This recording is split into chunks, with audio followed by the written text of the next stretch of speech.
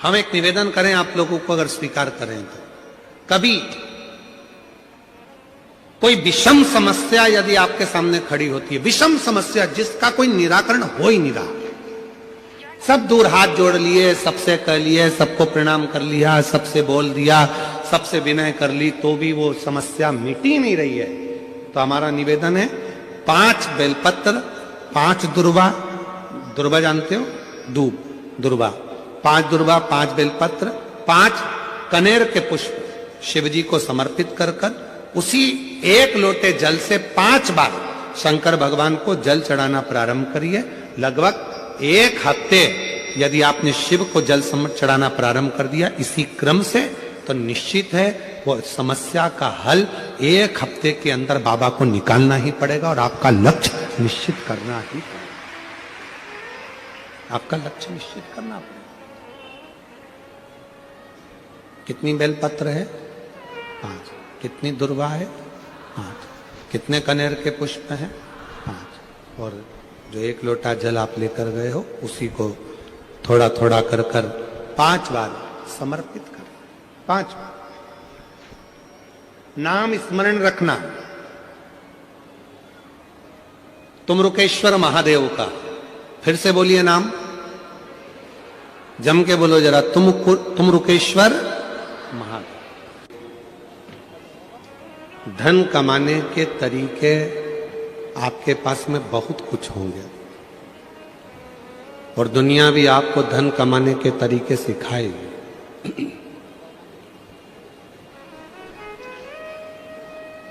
पर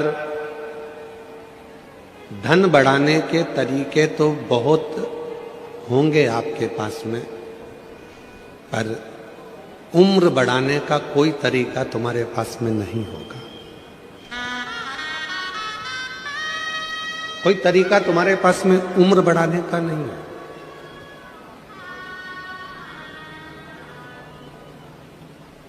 हमने कई लोगों को देखा है,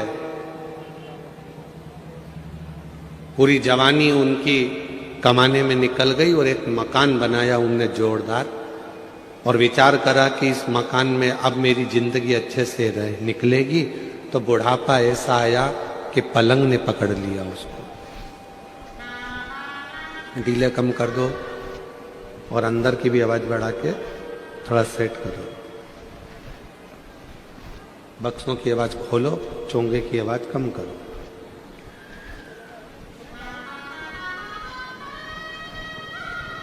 एक समय जब व्यक्ति अपनी पूरी जवानी झोंक देता है, पूरी जवानी लगा देता है, उस जवानी को लगाने के बाद उसका एक अवस्था बुढ़ापे की आती है, एक अवस्था,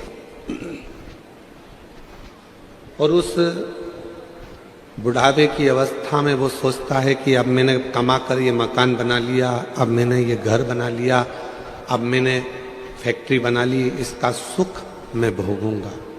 पर जब दांत होते हैं तब चने नहीं होते हैं, और जब चने होते हैं तब दांत नहीं होते।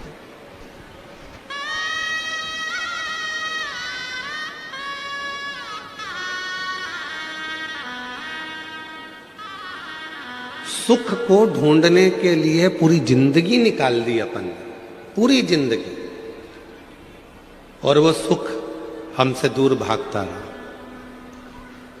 वो सुख मिला नहीं, वो सुख प्राप्त नहीं हुआ।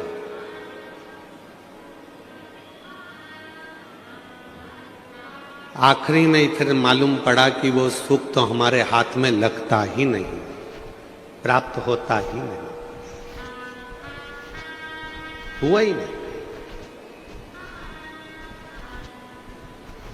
एक गेम होता है, साबुन रखा है,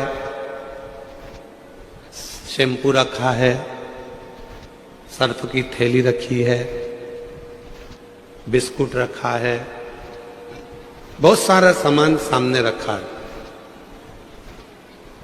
उसको रिंग दिए जाते हैं, 10 रुपए के 5 रिंग। उस रिंग को फेंकोगे, जिसमें चले गया वो तुम्हारा हो गया।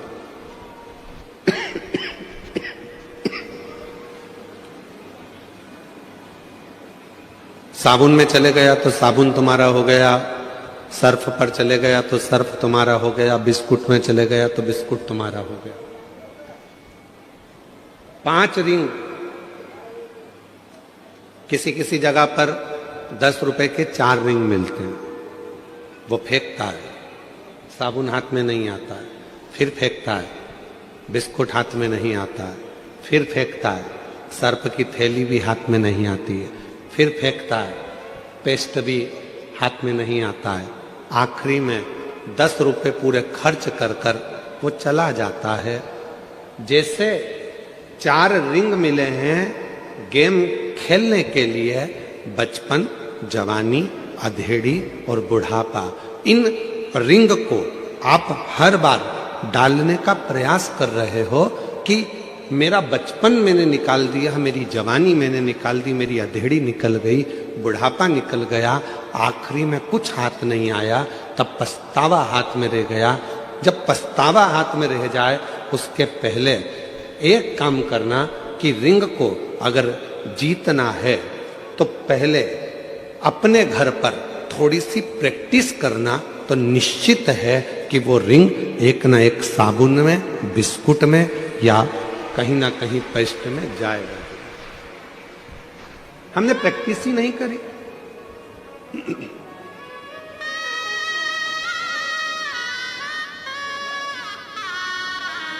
जीवन खत्म हुआ तो जीने का ढंग आया, जब सम्मा बुझ गई तब महफिल में रंग आया।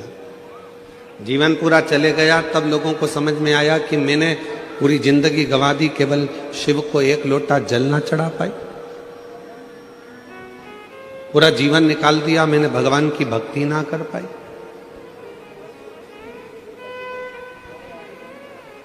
मेरा पूरा जीवन निकल गया और मैं भगवान का भजन ना कर पाई। मेरी जीजियों, मेरी मुंबई के जीजाओं, मेरी मुंबई की बेटियों, बेटाओं, मेरे बुजुर्ग माँ बाप, आप सबको मैं एक बात कहूं अपनी इस व्यासपीठ से कि दुनिया में आपके बराबर कोई किस्मत वाला नहीं है जो शंकर की भक्ति में तल्लीन बैठे हुए हो। तल्लीन बैठे बहुत हैं।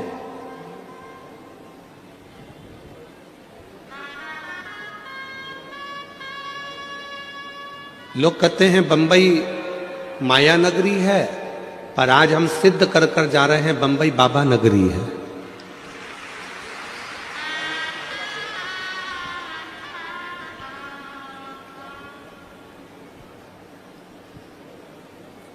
ये महाराष्ट्र छत्रपति वीर शिवाजी का है।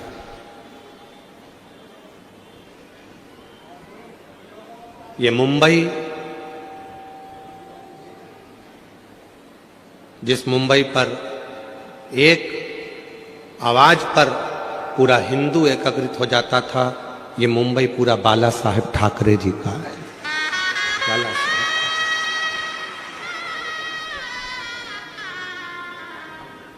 बाला साहेब ठाकरे जी ने 3 चीजें अपनी जिंदगी में बड़ी अच्छी तरह से अपनाई।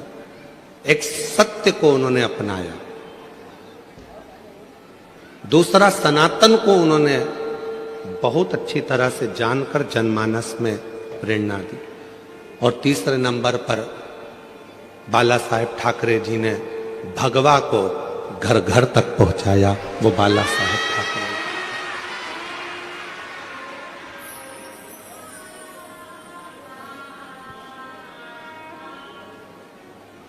मुंबई में किसी विधर्मी की,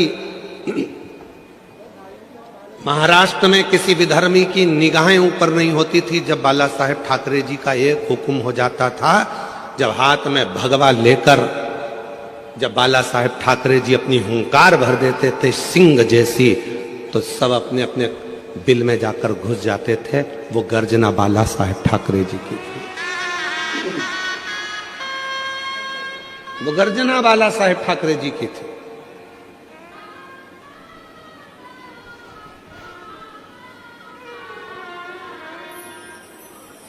जिस समय पर अमरनाथ जी की यात्रा को रोकने की बात आई थी, उस समय पर भारत की भूमि का कोई व्यक्ति नहीं बोला था। केवल एक मुंबई से, महाराष्ट्र की धरा से छत्रपति वीर शिवाजी की इस भूमि से एक शेर धाड़कर बोला था, वो थे बाला साहब ठाकरे जी, अगर अमरनाथ की यात्रा रुकी तो तुम्हारी भी आगे की यात्रा रोक दी जाएगी, याद रखना, जाना मुंबई से ही है।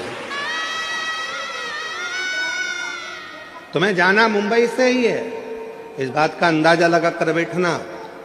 3 चीजें मेरे बाला साहब ठाकरे जी ने अपने जीवन में अपनाई है, एक सत्य को, दूसरा सनातन को और तीसरा भगवा को।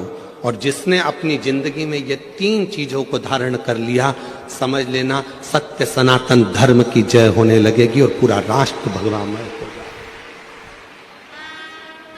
पूरा राष्ट्र भगवामय।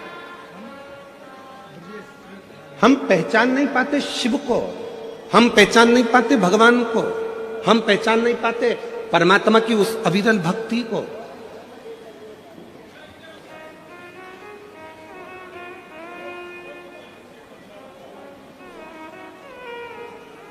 मेरी जीजियों, आप जब शंकर जी के मंदिर में 1 लोटा जल लेकर जाती हो तो केवल वो जल नहीं रहता, आपका विश्वास रहता है। आप जब शंकर जी के मंदिर में 1 लोटा जल लेकर पहुंचती हो तो वो जल नहीं रहता, वो आपका भरोसा रहता है। जब आप शिव जी के मंदिर में 1 लोटा जल लेकर जाती हो, वो केवल भरोसा विश्वास नहीं, आपके भीतर की शिव चरणों की दृढ़ता रहती है। आप जब शिव जी के मंदिर में 1 लोटा जल चढ़ाने के लिए जाती हो तो केवल वो शिव नहीं रहता, उस समय पर जल ग्रहण करते समय वो आपका पिता, आपका बाबुल, आपका भाई, आपका सखा, आपका मित्र और आपके दुख का हरण करने वाला शिव हो जाता है। वो शिव है। बस याद रखिएगा, हाथ में बांधने वाली घड़ी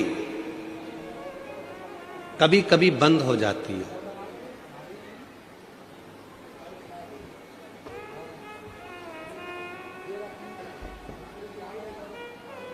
केवल तुम्हारी ही घड़ी बंद नहीं होती, हमारी भी हो जाती है। तो कई बार हमारे आशीष जी हमको इशारा कर कर बोल देते हैं, समय हो गया, घड़ी गड़बड़ हो गई है, चल नहीं रही।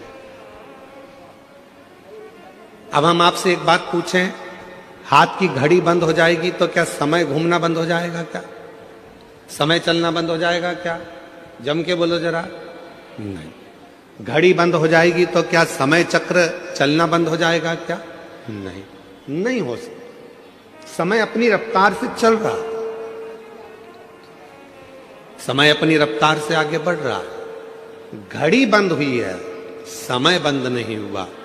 तो फिर कई लोग ऐसे भी हैं, परिवार ने धोखा दे दिया तो उन्होंने जीना ही छोड़ दिया, पत्नी ने धोखा दे दिया तो मन में आया कि अब जिंदगी बेकार हो गई, पति ने धोखा दे दिया तो लगा कि अब जीवन ही बेकार हो गया, फिर मन में आया रिश्तेदार ने धोखा दे दिया तो मेरा तो जीवन ही बेकार हो गया।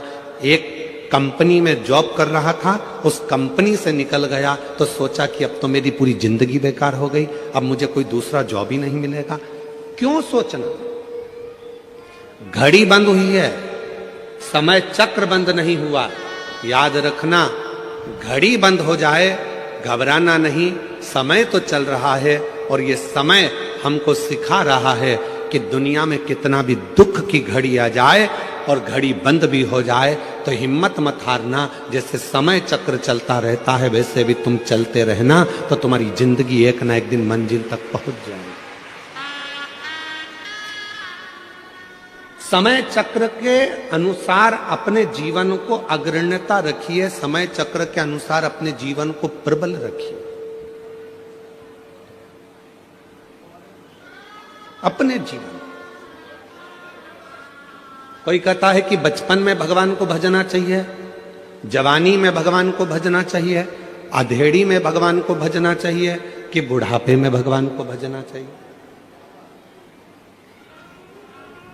बोलो रे मुंबई वाली जीजियों और मुंबई के जीजाओं, बचपन में भगवान को भजना चाहिए, जवानी में भगवान को भजना चाहिए, अधेड़ी में भगवान को भजना चाहिए कि बुढ़ापे में भगवान को भजना चाहिए? शिव महापुराण की कथा कहती है कि तुम्हारी जिंदगी में जब तुम्हें लगने लगे कि शिव मेरा पिता है, उसी समय से भगवान को भजना प्रारंभ कर देना चाहिए। उसी समय इंतजार मत करना कि बचपन में कोई भगवान की भक्ति करी जाती है। जवानी में क्या भगवान का भजन किया जाता है?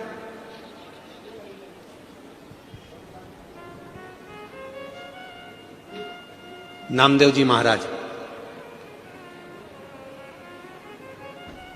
बाल्यावस्था से हरि विठ्ठल पांडुरंगा का भजन करते थे।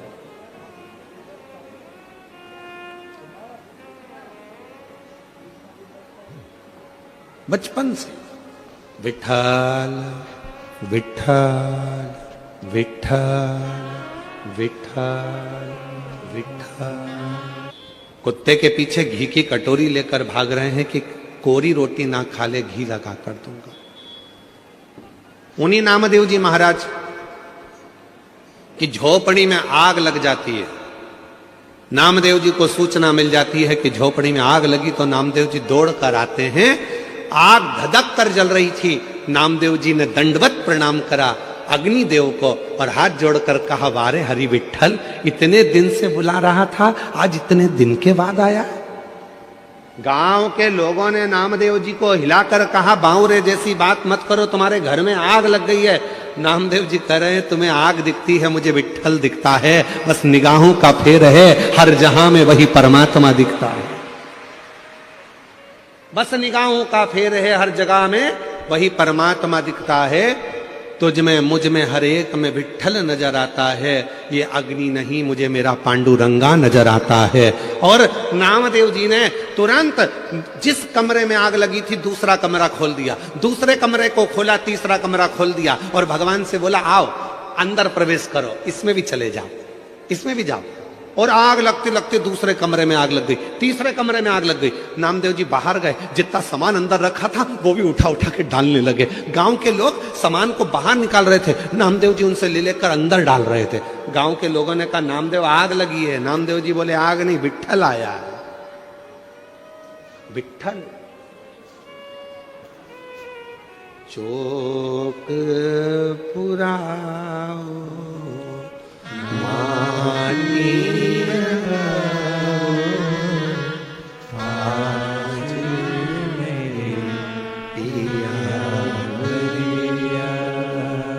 आज मेरा विठ्ठल आया है, पांडुरंगा आया है। वो गीत जो आप लोग हमेशा गुनगुनाते रहते हो। आप तो मुंबई जगत के लोग हो और फिल्मों से आपका नाता है, तो आपको स्मरण में आना चाहिए, बहारो फूल बरसाओ मेरा महबूब आया। आज मेरा हरि विठ्ठल आया, अग्नि के रूप में आया, अग्नि के स्वरूप में आया। गांव के लोगों ने गादी निकाल ली थी, कम्बल निकाल लिया था, रजाई निकाल ली थी, नामदेव जी ने सब ले जाकर डाल दी। और डालने के बाद गांव के लोगों ने अब देखा पूरा घर धधक कर जल रहा था। अब क्या उड़ेगा नामदेव, ठंड पड़ रही है इतनी तेज, क्या करेगा नामदेव। इतने में गांव के लोगों ने कह दिया, अपन ने तो निकाला था कम्बल, अपन ने निकाली थी दरी, अपन ने निकाली थी गादी, इसने सब डाल दी, इसलिए अब इसको रात को कोई भी ना तो दरी देगा, ना कम्बल देगा, ना गादी देगा, इसको ठंड में कुकड़ने दो, ठंड में कांपने दो। नामदेव जी महाराज एक पेड़ की छांव में सो गए। ठंड लग रही थी बहुत तेज, कुकड़ कर सो रहे थे। मेरे हरि विठ्ठल ने विचार करा, इसने मुझे अग्नि के रूप में भी देख लिया और कहा कि मेरा हरि विठ्ठल आया, तो मुझे तो अदा करना पड़ेगा अपना फर्ज। मेरे हरि विठ्ठल ने, गांव के लोग तो चले गए और मेरे हरि विठ्ठल ने नामदेव जी का जो मकान जला था उसी मकान को इतना जोरदार बना दिया और उसमें नामदेव जी को ले जाकर रात की रात में सुला भी दिया। सवेरे गांव के लोगों के नेत्र खुले, गांव के लोगों ने विचार करा, चल कर देखो नामदेव जी की हालत क्या है। जो नामदेव जी को देखने गए तो आम के पेड़ के नीचे नामदेव नहीं थे, मकान के अंदर डनलप का सुंदर गद्दा था, मखवल की रजाई थी, मखवल का तकिया था, खूब आराम से नामदेव जी सो रहे थे। नामदेव जी को जगाकर गांव के लोगों में से एक बहुत धनिक व्यक्ति था, पैसे वाला व्यक्ति था, उसने नामदेव जी को जगाकर पूछा, नामदेव ये बता, ये मकान किसने बना दिया रात की रात में। नामदेव जी बोले, मेरे रिश्तेदार आए थे। अच्छा, ये गादी भी उनने, हाँ, तकिया भी उनने, हाँ, रजाई भी उनने, हाँ, तो उसने कहा नामदेव इतना जोरदार मकान तो हमने कहीं नहीं देखा, तेरे रिश्तेदार से कह के एक मकान मेरा भी बना दे। नामदेव जी ने कहा लगा आग, लगा। कोई आग लगा के बस्ती बसा लेता है, कोई आग लगा के बस्ती बसा लेता है, कोई वीराने में भी दीप जला लेता है। वो श्री हरि विठ्ठल के परम भक्त हैं नामदेव, जो हर जगह पर भक्ति के बल पर उस हरि विठ्ठल का दर्शन कर लेते हैं। ये उनके ऊपर हरि विठ्ठल की कृपा है, दया है। क्या आपको शिव जी से मोहब्बत हुई है? वो माँ ने पत्र में लिखा, आपकी कथा सुनते सुनते मुझे शिव जी से मोहब्बत हो गई। क्या आपको शिव जी से मोहब्बत हुई है? हम कहेंगे हमारा तो पूरा जिगरा शिव में बसता है, मोहब्बत तो बहुत छोटी सी चीज है। पूरा जिगरा, मोहब्बत तो बहुत छोटी सी चीज।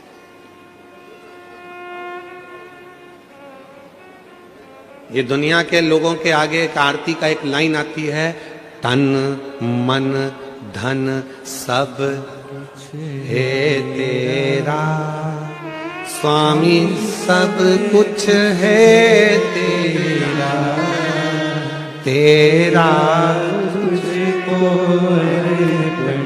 प्रभु का प्रभु को समर्पण, क्या लागे मेरा। अब यहां पर तन मन और धन तीन चीजें हैं, तीन चीजें। मतलब ये दृष्टि भी तुम्हारी है, ये मेरा स्वरूप भी तुम्हारा, पूरा स्वरूप।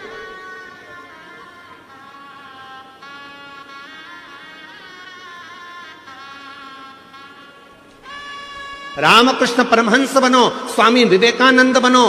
बनना है तो अपने जीवन में कुछ अच्छा करने के लिए जागरूकता का प्रभाव परमात्मा ने जो तुमको भेजा है उसको निखारने का प्रयास करिए, उसको निखारो। कितना सुंदर एक चरित्र है शिव महापुराण में, जरा देखिएगा। धनु राजा के दो पुत्र हुए, रंभ और करम। दोनों के घर में औलाद नहीं थी। जल में बैठकर दोनों तप कर रहे थे। इतने में एक मगर आ गया और मगर ने करम्ब को खा लिया। रंभ को लगा मेरा भाई मर गया, अब मैं रंभ को लगा मेरा भाई मर गया, अब मैं जल में बैठकर तपस्या नहीं करूंगा, अब मैं जल में बैठकर तप नहीं करूंगा। तो रंभ गया, अब चारों तरफ आग लगाकर, अग्नि लगाकर बीच में बैठकर तपस्या करने लगा। ब्रह्मा जी को प्रसन्न करने लगा। ब्रह्मा जी प्रसन्न हो गए। मांगो रंभ, तुम्हें क्या चाहिए? रंभ ने कहा मेरे घर में औलाद नहीं है, संतान नहीं है, आप कृपा करो और मेरे घर में संतान हो। तो कह दिया, ए रंभ, तू तपस्या कर कर जैसे उठेगा, जिसको भी प्रेम से देख लेगा, जिसको भी तू प्रेम से देखेगा उसी से तेरी औलाद हो जाएगी। बस रंभ तपस्या कर कर उठा, सामने से एक भैंस निकल कर जा रही थी, एक महिष निकल कर जा रही थी, और रंभ ने उस भैंस को, उस महिष को प्रेम से देख लिया। और जैसे ही भैंस को देखा, भैंस का गर्भ ठहर गया, उस महिष का गर्भ ठहर गया, उस भैंस का गर्भ ठहर गया, और वो भैंस गर्भवती हो गई।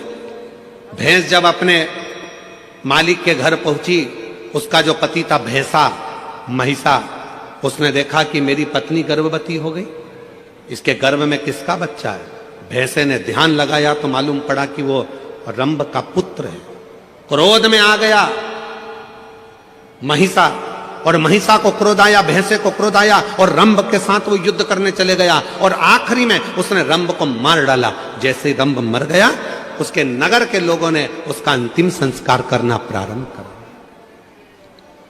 चिता लगाई, अंतिम संस्कार हो रहा है, चिता पर लेटाया, चारों तरफ से आग लग गई, इतने में भैंस को लगा, उस भैंस को जिसके गर्भ में बच्चा था, उस भैंस को लगा कि मेरे गर्भ में इसका बच्चा है जो जल रहा है, जिसकी चिता जल रही है, पर पति तो मेरा यही है, क्यों ना अब मैं अपने भी प्राण त्याग दूं, अपने पति के साथ ही सती हो जाऊं। और वो भैंस दौड़ती दौड़ती अग्नि में कूद पड़ी। जैसे ही अग्नि में कूदी, इतने में उसका एक बच्चा हो गया, जिसका जन्म होते से ही, प्रकट होते से ही उसने मनुष्य का और भैंस का दोनों का रूप धारण करना प्रारंभ कर दिया। उसका नाम महिषासुर हो गया। उसका नाम था महिषासुर।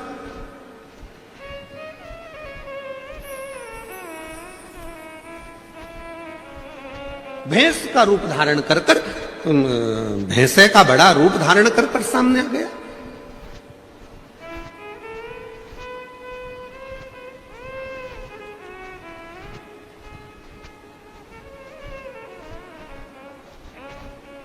अब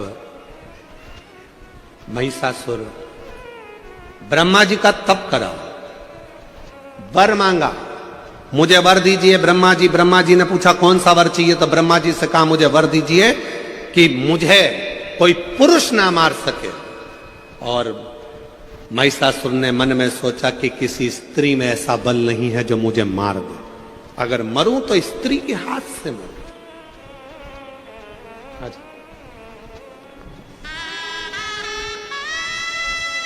महिषासुर को वर मिल गया, मरूं तो एक स्त्री के हाथ से मरूं। तथास्तु। खूब उपद्रव मचाया उस महिषासुर ने, बहुत बहुत उपद्रव मचाया। इतना उपद्रव महिषासुर ने मचाया, चारों तरफ हाहाकार मच गई। हर जगह पर लोग घबराने लगे, डरने लगे, भय खाने लगे। इतना भय उत्पन्न होने लगा महिषासुर के कारण कि देवताओं के पास में दौड़ दौड़ कर जाते, प्रार्थना करते, इस महिषासुर को मार दो। ब्रह्मा जी ने कहा ये महिषासुर ऐसे मरने वाला नहीं है, ये मरेगा तो किसी स्त्री के हाथ से मरेगा, इसको देवता नहीं मार सकते, इसको मारेगी तो केवल एक नारी मारेगी। अब देखिए, जो कथा चल रही थी वो यहां पर आकर जुड़ी है। आपके अंदर एक भगवान ने ऐसा गुण देकर भेजा है, उस गुण को आपको निखारना, उस गुण को निखारना। कैसे मरेगा? देवताओं से जाकर कहा आप सबकी धर्म पत्नियों को जाकर कहिए कि कोई एक इस महिषासुर को मार दो। इंद्रदेव की पत्नी से कहा क्या तुम मार सकती हो? ब्रह्मा जी ने कहा नारी में बल तब आता है जब वो अपने पति का सम्मान करे, आदर करे, सत्कार करे और नमन करे, ऊंची आवाज में बात ना करे, तो नारी के अंदर एक बल बड़ा प्रबल रहेगा, बड़ा।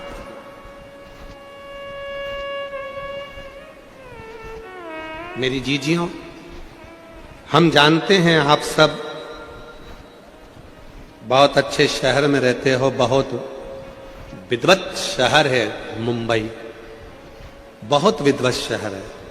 हम सब जानते हैं कि आप लोग बहुत विद्वान भी हैं, पर एक निवेदन आप सब से करेंगे, आप बनो विद्वान, मना नहीं है, आप बहुत अच्छे शहर में रह रहे हो, आपकी विद्वत्ता है, फिर भी निवेदन है, एक माता पिता को, दूसरा घर के बुजुर्ग को, तीसरा अपने पति को, चौथा अपने परमात्मा को प्रणाम करने में कभी पीछे मत हटो, उसको नमन जरूर करा करो। घर के बुजुर्गों को नमन करने पर हमारे ऊपर यदि कोई तकलीफ आने वाली होती है तो वो कट जाती है, वो तकलीफ कट जाती है।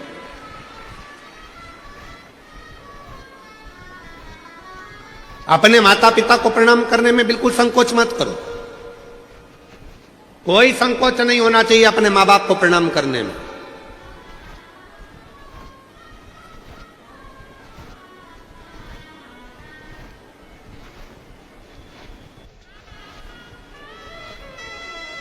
क्यों?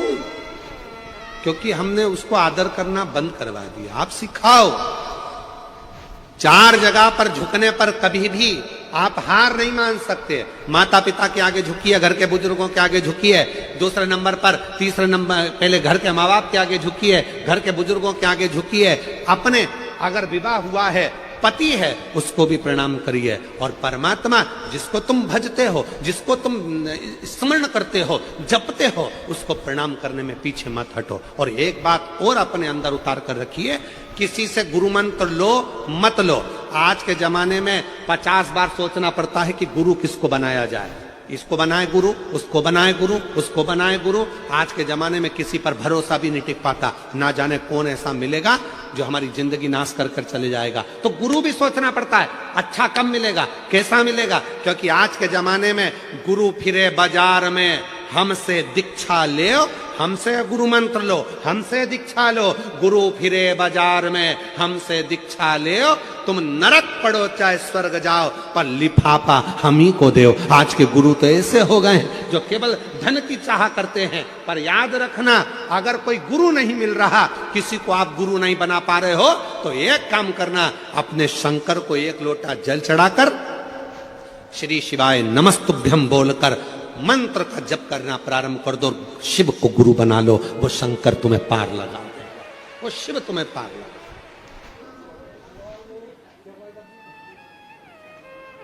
प्रणाम करो, माता पिता को प्रणाम करो, घर के बुजुर्गों को प्रणाम करो, पति को प्रणाम करो, परमात्मा को प्रणाम करना चाहिए।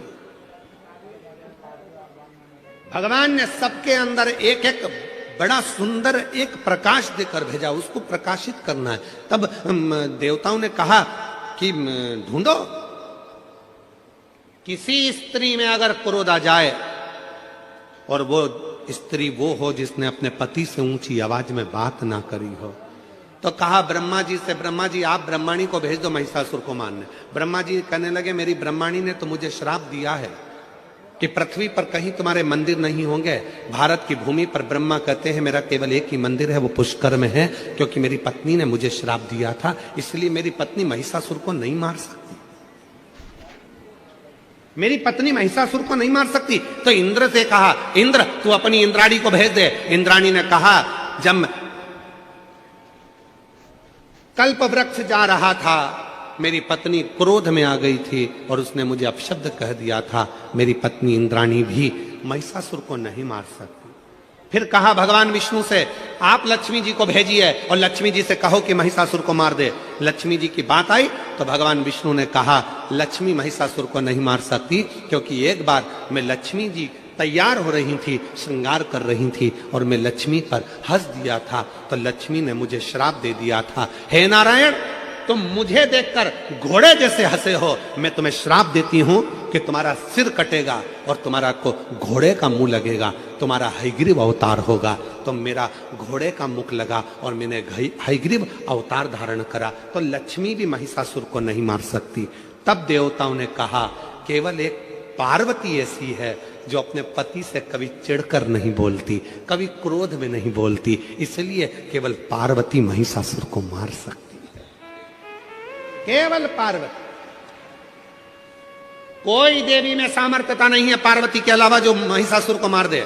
शंकर भगवान बोले, मेरी पार्वती को तो गुस्सा ही नहीं आता, जब गुस्सा ही नहीं आता तो मारेगी कैसे? जब गुस्सा आता है तो टूट पड़ती है, क्रोध आएगा तो झगड़ा करेगी ना, इसको तो क्रोध ही नहीं आता। इतने में ब्रह्मा जी ने कहा, अब तुम्हें उसको गुस्सा तो दिलाना पड़ेगा। तो भगवान शंकर ने मन में सोचा, गुस्सा कैसे दिलाऊं?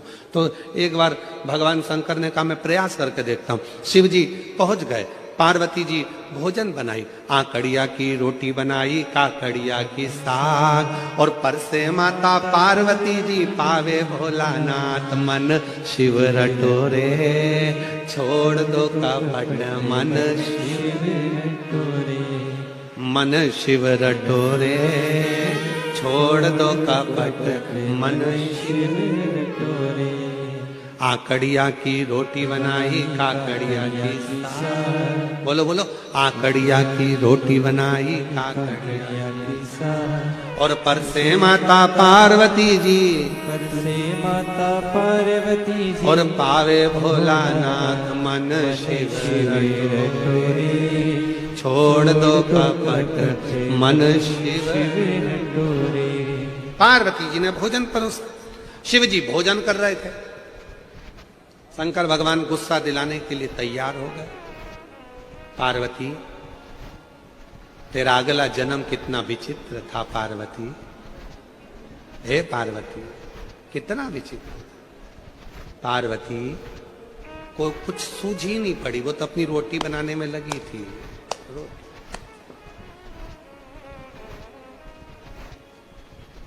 फिर भगवान शिव जी ने कहा, पार्वती, तेरे पिताजी हिमालय राज के पास में इतना धन था, कन्यादान में एक फूटी कोड़ी नहीं दी तेरे पिताजी ने। तेरे पिता ने एक फूटी कोड़ी नहीं दी। सोचा था शिव जी ने कि पार्वती को गुस्सा आ जाएगा। पार्वती, तेरे पिताजी के पास में कितना धन था, गाड़ियां, अलमारियां, वैभव सब था, फिर भी तेरे पिताजी ने कुछ नहीं दिया। पार्वती जी सिर पे पल्लू लेके मुस्कुरा के बोली, मेरा पिता तो दे दे था, तुम्हारे घर में रखने की जगह है। शंकर भगवान मन में सोचे, मैं इसके बाप के ऊपर पहुंचा, ये मेरे बाप के ऊपर पहुंच गई, क्या बोलूं, गुस्सा तो आ ही नहीं रहा। तब शिव जी ने ध्यान लगाकर फिर कहा, पार्वती, सूखे पत्ते खाते खाते तू एकदम अर्पणा हो गई थी, काली पड़ गई थी, याद है तुझे? मैंने तुझे काली कहा था। इतने में पार्वती जी बोली, तुम्हें सोचना चाहिए, इतने समय के बाद में थक गई, जब तप कर कर कर काली पड़ गई, तब तुम मुझे लेने आए। पहले या जाते तो मैं काली नहीं पड़ती। शिव जी मन में सोचे, गलती मेरी गिना रही है, पर इसको गुस्सा तो आ ही नहीं रहा। शंकर भगवान बाहर गए भोजन करते करते। भगवान विष्णु और ब्रह्मा जी बाहर खड़े थे। उन्होंने हाथ जोड़कर बोला, प्रभु कुछ हुआ? शंकर भगवान बोले, रत्ती भर भी करंट नहीं आया, रत्ती भर नहीं आया। इतने में भगवान ब्रह्मा और विष्णु ने तुरंत कहा, प्रभु आपने क्या क्या बोला? तो कहा, मैंने उसके पिताजी के बारे में बोला कि तुम्हारे पिताजी ने कुछ नहीं दिया। तो वो बोली, तुम्हारे घर में रखने की जगह नहीं थी, उसके बारे में बोला। तो इतने में भगवान विष्णु ने कहा, एक काम करो कि पार्वती का जो अगला जन्म था सती का, उनके पिता के बारे में बोलो, हो सकता है थोड़ी आग लग जाए, हो सकता। जब मायके के बारे में बोला जाता है तभी थोड़ी सी क्रोध आता है। अब शिव जी ने कहना चालू करा, पार्वती, तेरा अगला जन्म कितना विचित्र था। तेरे पिताजी ने यज्ञ रखा और उस यज्ञ में सबको बुलाया, मुझे नहीं बुलाया, तुझे नहीं बुलाया। तेरा पिता था, अपनी बेटी को नहीं बुलाया, और तू पहुंच भी गई तो धक्के मारकर निकाल दिया तेरे पिताजी ने। इतनी देर में तो पार्वती जी जो आटा उसन रही थी उसको और जम के उसनना चालू करा, और जम के। आज भी आटा उसनने के बाद आटे में 3-4 उंगलियां दबाई जाती है। आप लोग दबाते हो कि नहीं दबाते हो मालूम नहीं, देखा है आप लोगों ने? आटा उसनने के बाद उसमें 3-4 उंगलियों को ऐसे ऐसे दबा दिया जाता है, दबाते हैं उसके अंदर।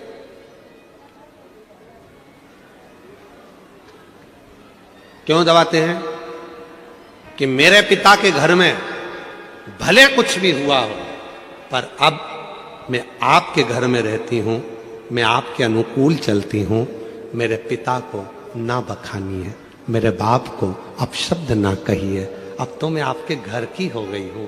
ये आटे पर उंगली बनाने का मतलब है कि अब मैंने सील ठप्पे सब तुम्हारे घर के लगवा लिए हैं, अब सारी प्रॉपर्टी तुम्हारी, जमीन जायदाद मकान सब मेरा और तुम्हारा है, तो अब पिता का क्यों बखानना, पिता का क्यों कहना? पर शिव जी तो माने नहीं, गुस्सा दिलाना था। आखिरी में शंकर भगवान ने कह दिया, अरे पार्वती, आखिरी में तो तुझे जल के भस्म होना ही पड़ा। इतनी देर में पार्वती बर्तन को लेकर मांजने बाहर गई, बर्तन धोने जैसे बाहर पहुंची, सामने से महिषासुर आ रहा था,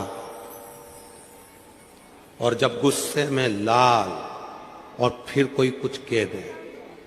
अब शिव जी कुछ नहीं बोले, चुपचाप से बाहर निकले। भगवान विष्णु और ब्रह्मा जी ने पूछा, कुछ हुआ? इतने में भगवान शंकर बोले, मालूम पड़ेगा, कुछ देर खड़े रहो। इतने में सामने से आ रहा था महिषासुर, भैंसे पर बैठा था। आवाज लगाकर कहा, बड़ी सुंदर हो नारी, तुम मेरी बन जाओ। अब तो मां ने खोले केस और भयंकर बर्तन को तो पटका नीचे, और जो देखा महिषासुर को, महिषासुर देखकर बोला, तुम तो क्रोध में और सुंदर लग रही हो।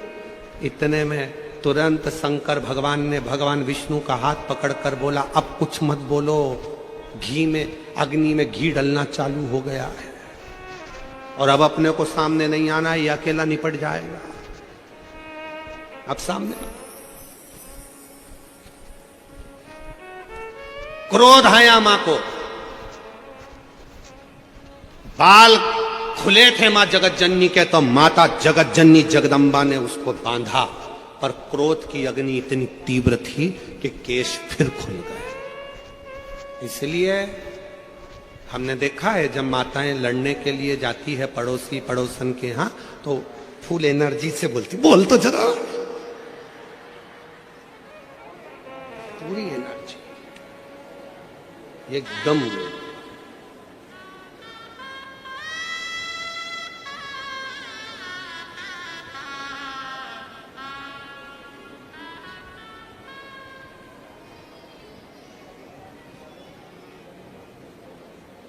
वो कई माताएं जूड़ा बांध के उसमें ऐसा फूल लगा लेती है, ऐसे ऐसे थोड़ा थोड़ा थोड़ा थोड़ा चारों तरफ फूल लगा,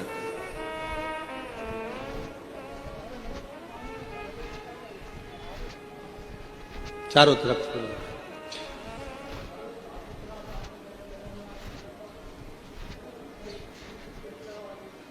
हमारा निवेदन है, वो फूल देखकर फ्लावर मत समझ लेना। जूड़ा बंधा है मतलब फायर है, जूड़ा बंधा है मतलब प्रबल है। पार्वती मैया ने अपना जूड़ा बांधा, जो जाने लगी केश फिर खुल गए। इतने में महिषासुर बोला, मैं तुझे अपनी बनाऊंगा। पार्वती जी ने जो जगदम्बा का रूप रखा, ठहाका लगाया, सिंह को बुलाया। भैंसे पर था महिषासुर, मां चढ़ गई सिंह पर। सारे देवता पुकारने लगे मेरी मां को, सारे सारे। और जब महाराज, जब देवताओं ने पुकारा, आवाज लगाई, निवेदन किया, देवी दुर्गे उमा विश्व जननी रमा मातु तारा, एक जगदम्बा तेरा सहारा। देवी दुर्गे उमा विश्व जननी रमा मातु तारा, एक जगदम्बा तेरा सहारा।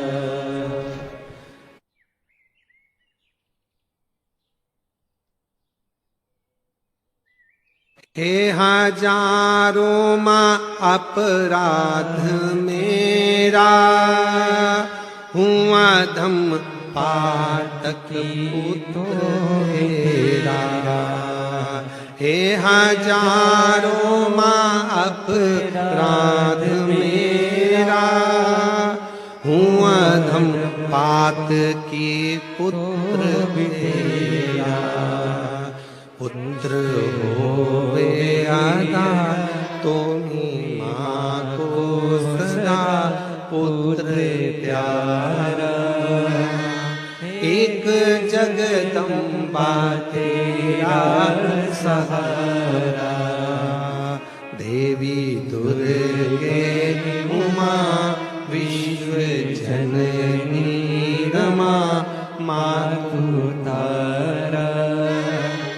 एक जगदम्बा तेरा सहारा, एक जगदम्बा तेरा सहारा। सारे देवता पुकारने लगे, मां कृपा करिए, करुणा करिए, मां दया करिए, ये सारा उपद्रव इस महिषासुर ने मचा रखा है, आप हमारी लाज रखिए, लाज।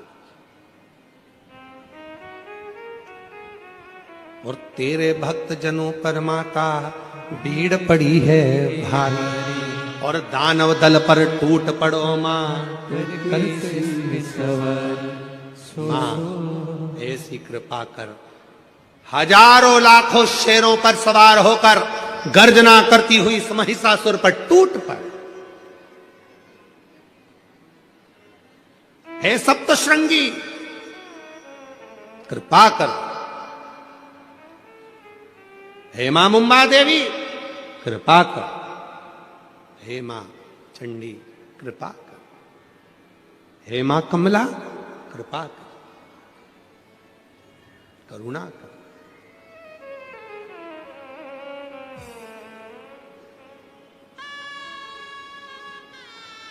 मां देवता निहार रहे, मां को क्रोध आएगा, करुणा करेंगे, दया करेंगे, टूट पड़े।